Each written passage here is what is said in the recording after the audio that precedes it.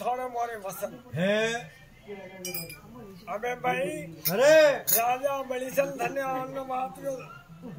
विश्वास तो है अरे तो बाप ये हो वाला विश्वास है तो पहले तो मारे ढाई पौड़ा जमीन ले उला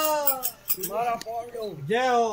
बाप ये आसो मोंगियो मारे गांव में तीनों लाली बात हाँ अच्छा क्या जो है वो तो ही मोंगियो तो कन गणो मारे हाँ ढाई बाबा पौड़ा गड़ी के गणी अरे जा कोई वसन पूरो करे करे